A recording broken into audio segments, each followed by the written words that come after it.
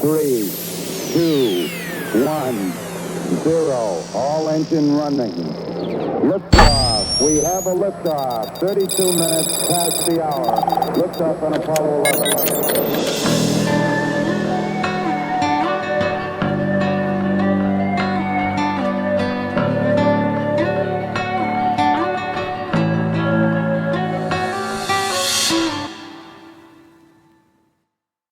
All right, welcome to Roots of Reality. I'm your host, Ben Baumann, and today I'm going to be talking about history and presentism.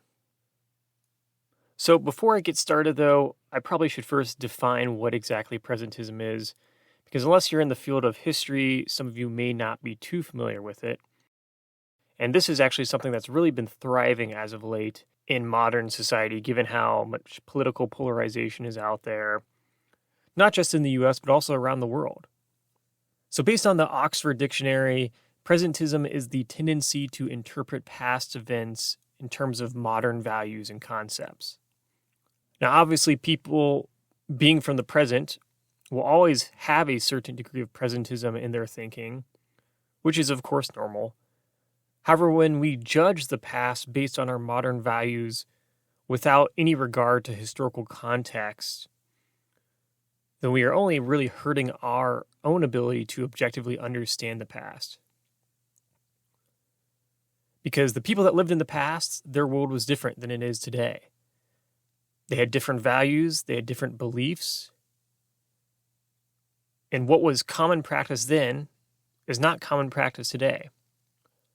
So therefore, when we make these big judgments about people of the past as being maybe they're barbaric compared to today or whatnot, we're really doing a disservice to ourselves when we're trying to actually understand the history of that time and place and why people did what they did and what was normal then versus what is normal now.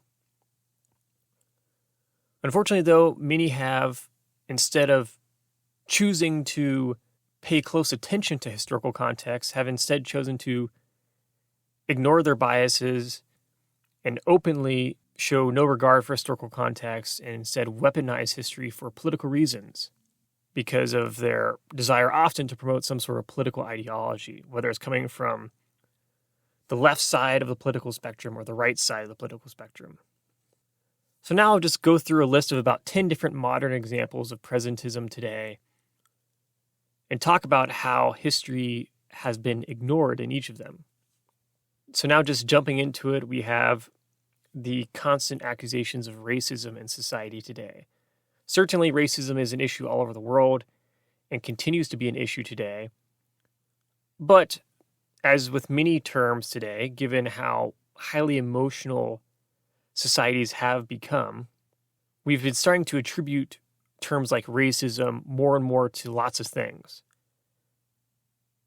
which has kind of led to us watering down what the definition of racism is, as well as what evidence is needed to deem someone actually racist, which makes it pretty hard to promote objective thinking. And instead, when we use terms like racist constantly, we're also increasing the chances of people immediately shifting to some sort of victimhood instead of trying to understand what's going on in a certain situation. For example, in 2021, the New York Times released an article titled, "He Wants to Save the Classics from Whiteness." And this is an article about a professor who feels that classics, so ancient history focusing on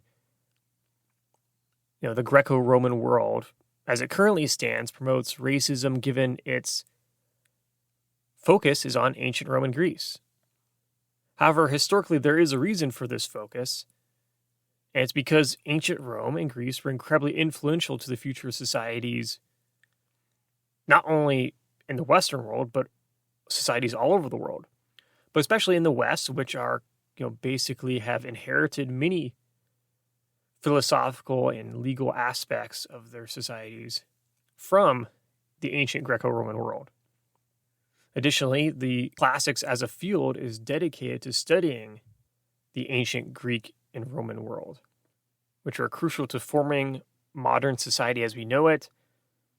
Obviously, without the ancient Greeks and Romans, we would not have the concept of democracy as we know of it today, as well as the critical thinking skills that we have today as a society, and scientific literacy and how to be objective. These are all ideas that stem from the ancient Greco-Roman world. So of course, these have strong influences on societies today, and it's not due to racism, but again, due to their influence. And in many ways, you can make the argument that it's actually racist to claim that the classics are racist, given the only reason you're claiming the racist is because it's based off of, ancient European societies and not societies from somewhere else. So this is an issue that has popped up, and just one of many examples. Number two, there is the recent tendency to cancel or try to cancel historical figures. Perhaps the most over-the-top examples come from the U.S. attempts to cancel Abraham Lincoln and George Washington, where you have some schools or some city councils or different parts of the U.S. where these things pop up due to the fact that Lincoln obviously took part in the Native American Wars, and George Washington had slaves. So, based on our modern context, if these were people living today who had done these things, surely they would be considered, not very morally sound people.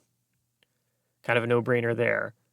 But of course, Abraham Lincoln ended slavery and won the Civil War, keeping the United States together in the 1800s in a time where slavery was still widely practiced around the world, and wars with Native American tribes was an ongoing thing. So for his historical context, he did quite a bit. Additionally, George Washington had slaves in a time, again, where people had slaves all over the world, including Native American tribes, as well as various societies in Africa who had sent the slaves via the Atlantic slave trade to the European empires that were then putting them in the Americas.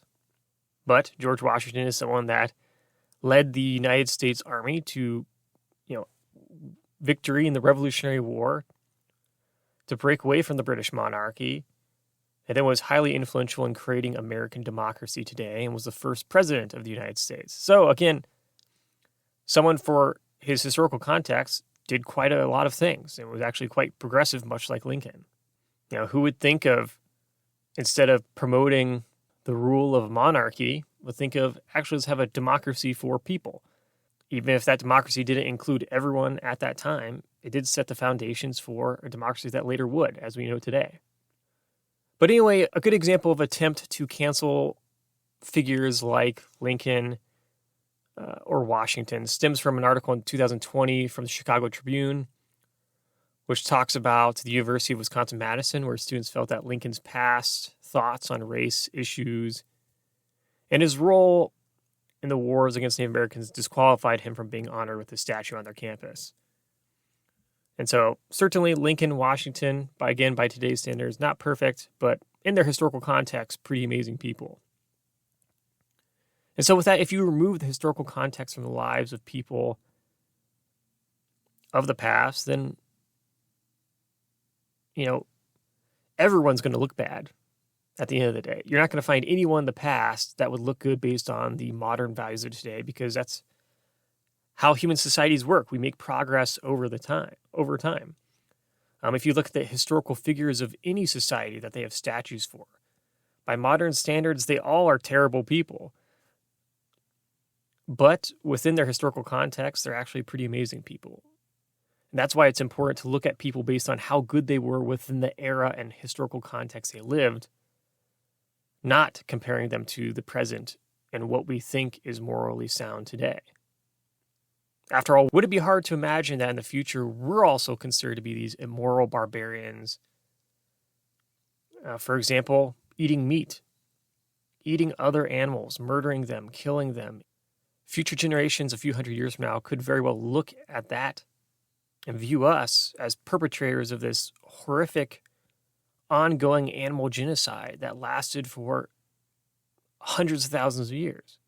I mean, look at all the life that we regularly slaughter for food every day. It's pretty disturbing if you think about it. So that's something that we always have to keep in mind.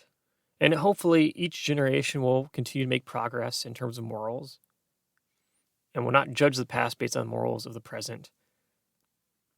because it really is a pretty terrible way of understanding history and the history of progress. The world changes, and the values of today will not be the values of tomorrow. So that's why we need to objectively understand history and value the importance of historical context. And be careful about our modern political biases, which could lead us to creating an inaccurate depiction of history, where we're promoting ideas not based on evidence, but rather based on these pseudo-historical understandings and oversimplifications, which are really reckless, but also dangerous. When you don't know history, your chances of repeating similar flaws in the historical record are increased greatly. Thirdly, there's the word genocide, which is often thrown around a lot for conflicts all over the world, and especially when examining historical conquest today. For instance, it's not uncommon at all in the U.S. to talk about the Native American genocide. And the United Nations itself has a fairly broad definition of the term genocide, which makes it quite easy to label essentially any conquest of another people in history as genocide. And if people want to use that definition, that's fine. However, when we do this, it hinders our ability to actually distinguish what made the word genocide so strong and unique compared to just a conquest, for example, of another people, enslaving them and killing them. Because the word genocide was created by Raphael Lemkin, who described it as the deliberate, systematic destruction of a group of people because of their ethnicity, nationality, religion, or race. And this definition was created based on what occurred during the Holocaust against the Jews under Nazi Germany in World War II, where you literally had a government policy to erase Jews from existence on Earth. So when we think about the Native Americans and their forced removal from their lands by American colonists, and them being killed in these wars of conquest for their territory, though, again, it has to be pointed out the vast majority died from disease, not via warfare, which is a common misunderstanding about what happened with the Native Americans.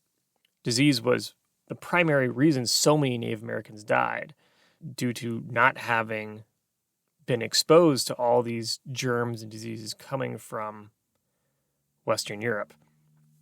But the key is to understand, did the U.S. have this Nazi-like policy that clearly states that their goal was not to just conquer and remove Native Americans from their lands and allow them to be killed or enslaved or whatever, just to get rid of them from the territory they want to take, but was their goal actually to literally not just take their territory, but actually destroy Native Americans completely and wipe them off the earth?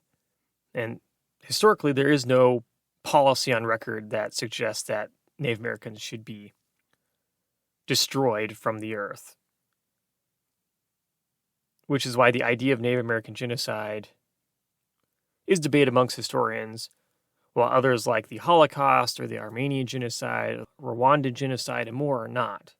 Thus, if our definition of genocide is based on the systematic intent to erase a people from the earth, which was the original understanding of genocide, then, the Native American genocide is not going to be considered a genocide. However, if it is simply any people that had their lands taken from them and were killed as a result of conquests, then historically, basically, every conquest in history would be considered a genocide, not only making Americans guilty of genocide, but essentially every society that waged a successful war of conquest in the planet's history, which would also include many Native American tribes themselves, prior to European colonization, and almost every other society on Earth, which then would make it very hard to understand, in terms of vocabulary, why was the Holocaust different than these things? Because clearly it was. No one's going to think that the Holocaust is the same as a conquest. The Holocaust, what happened to Jews in World War II, was very different. And that's the whole point of this, is that if you throw words like genocide around left and right for every single time that someone was conquered and lost their lands and were killed in the process or enslaved in the process, yes, that's absolutely horrible and should not have happened. But it was incredibly common and did happen. But it's a whole other thing if you're not only just conquering, enslaving, and killing people, but actually trying to make them disappear from the earth. So now, number 4, it is not uncommon today for some people to feel that the past is hopelessly out of touch when it comes to the complexities of biological sex. In turn, this has led to some people promoting the idea that biological sex doesn't really exist and is mostly a social construction, and that the differences between so-called males and females can be mitigated to the point where those differences are no longer apparent via hormone therapy or surgery, and has resulted in people, instead of using terms like mothers for someone who gives birth, to instead refer to a person as a birthing person.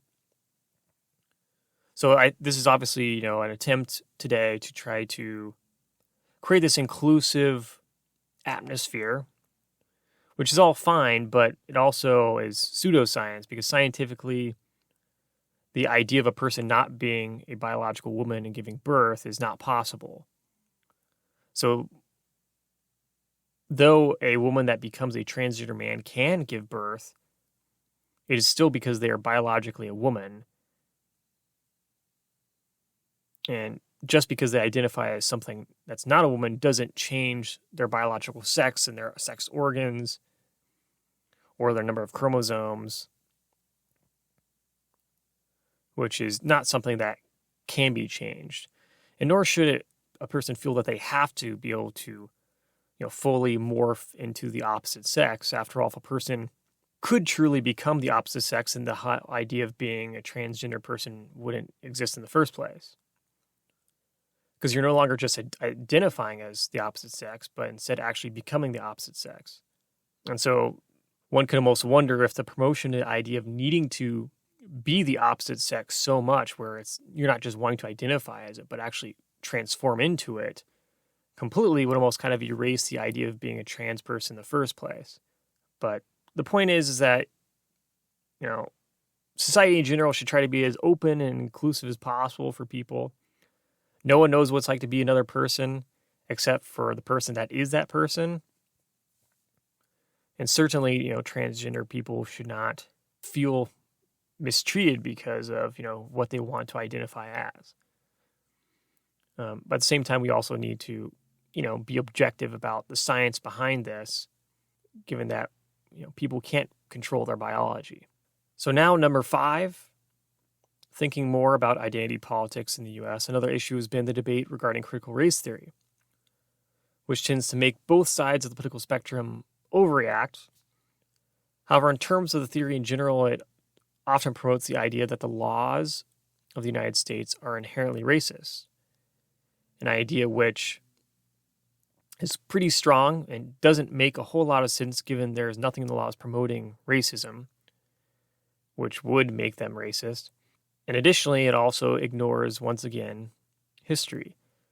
For example, at one point in time in the United States, there were laws that legally required ethnic segregation, and there were laws that allowed slavery to exist. But luckily, today, those laws are no longer in place.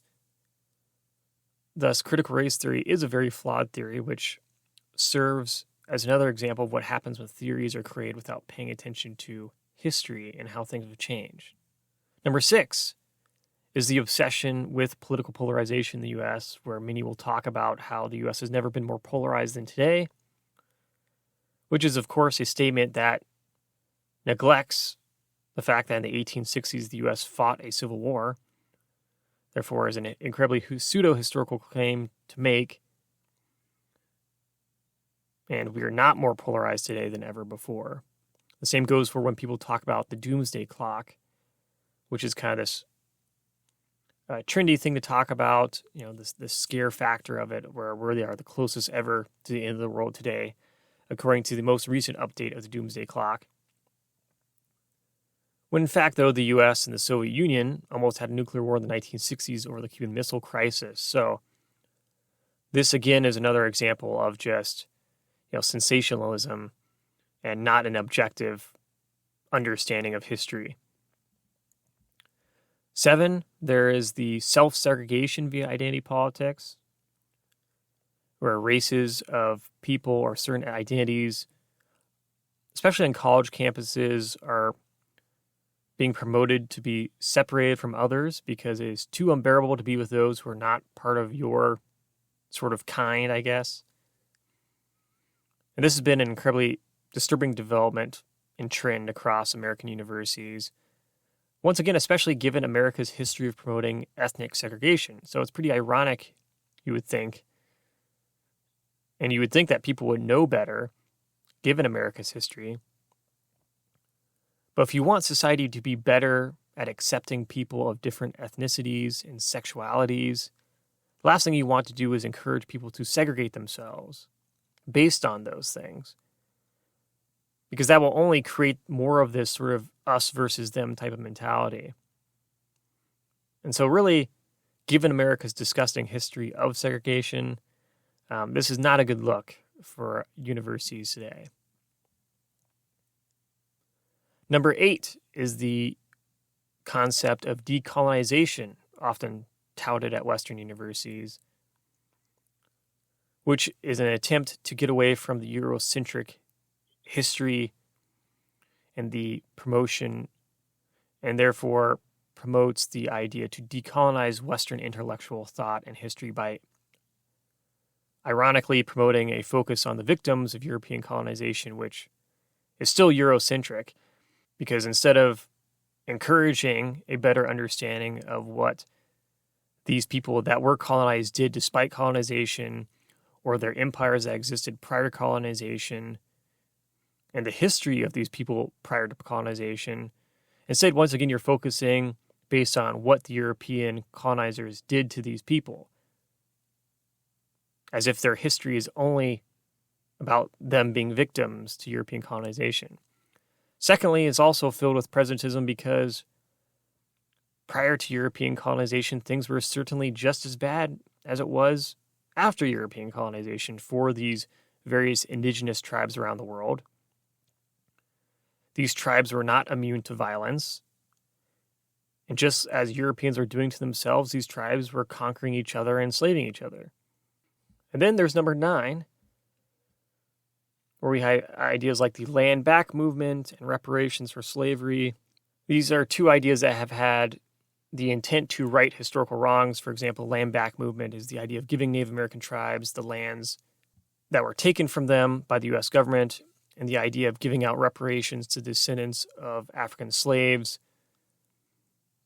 for what their ancestors had suffered historically under slavery. And so giving them a lump sum of money to try to right those historical wrongs and how those wrongs have impacted them over time since then. And so both ideas, are these ideas that sound like, wow, super high moral ideas. We can fix what people did in the past.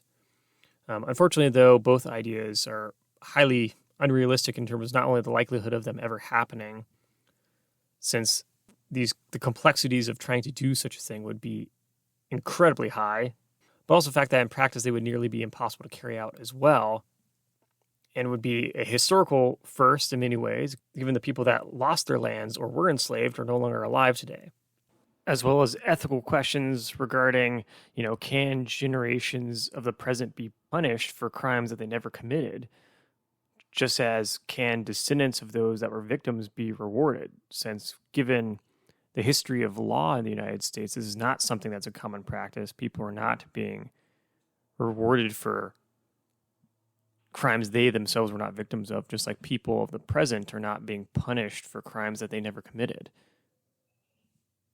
So legally, you would think that this would not be allowed anyway. And so just thinking hypothetically about, what it would take to actually enact these ideas, to truly give Native American tribes back their territory would basically require ending the U.S. as a country, considering that the U.S. land in general is almost all Native American land at one point in time. Additionally, one has to wonder historically what tribes are entitled to what land, because certainly, again, if we're not just focusing on the Eurocentric idea, certainly many Native American tribes stole land from each other as well via conquest.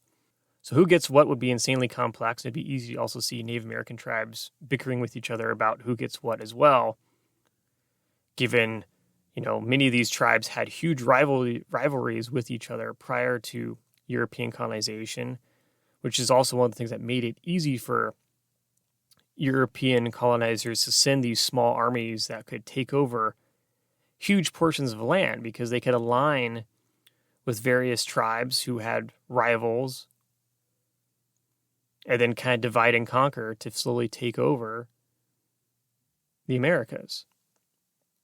Secondly, as for reparation, who gets money would be a crazy task to try to figure out, given the myth of ethnic purity. It's still pretty crazy that we even, group people as like, if they have any African ancestry, they must be African American. That's obviously complete pseudoscience, given there are many African Americans that have not only European ancestry, but there are African Americans that have more European ancestry than African ancestry. And so America's whole understanding of race identity is really just completely superficial and nutso.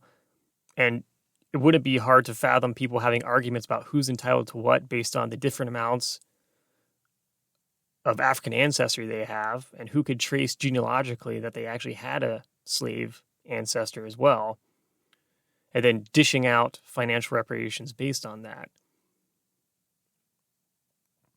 On top of that, the amount of money that would be necessary to fully pay reparations would essentially send the U.S. economy into the gutter, given the amount of money that has been estimated is the ridiculous number, like around $10 to $12 trillion that would need to be paid back in reparations, which is half the United States GDP as a nation.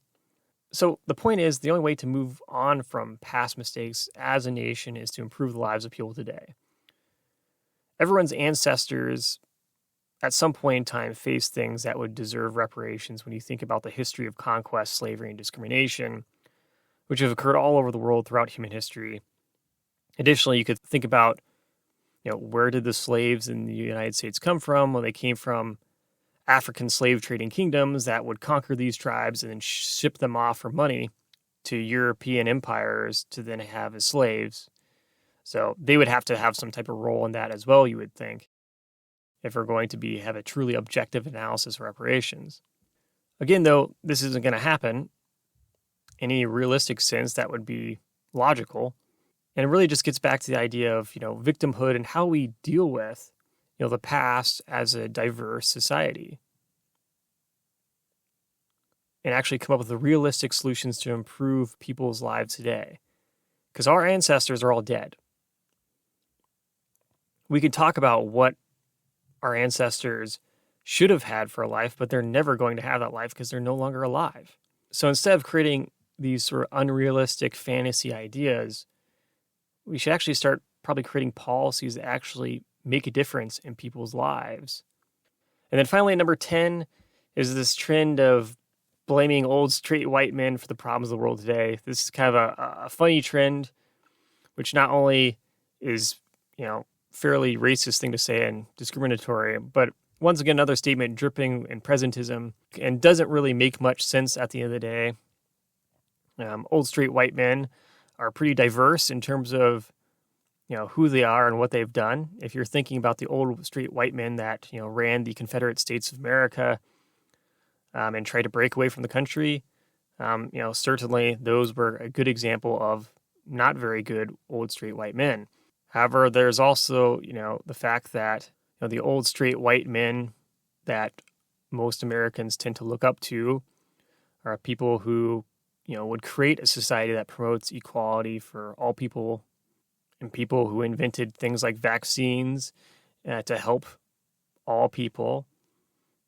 And additionally, an American out there like Abraham Lincoln, who was an old straight white guy who ended slavery and won the American Civil War, defeat other old straight white guys that wanted to preserve the institution of slavery and racism. So certainly there are, old straight white guys that, people have political disagreements about. And, like, for example, Trump, who, wanted to overthrow the government and essentially create some sort of dictatorship. But there's a lot of old straight white guys that don't want to do that and are trying to make a difference.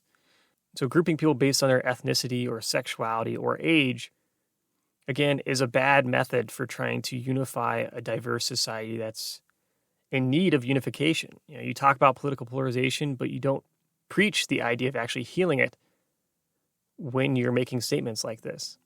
And so with that, presentism overall, it's a dangerous game that often flirts with pseudo-history. And unfortunately, it's becoming a big problem even in my own field, the field of history, where it's becoming pretty trendy for people to get involved in the field of history, not to do objective historical research, but rather to just cherry pick history and use it as a tool to promote their, political activisms for a certain biased political ideology. And that's not how you conduct history. So if we can just focus less on identity politics as a society and focus less on allowing our presentism to dictate our understanding of history, I think that we'll be a lot better off at creating a better country that helps people of all backgrounds, especially in a country that's becoming increasingly diverse, as it should. And we should embrace that diversity and embrace that complexity and embrace the fact that we are all human beings, and history does not define who we are or what we will become. Because every day we're making history for ourselves and the next generation to come. So with that, as always, remember, billions of years led to you, so make the most of it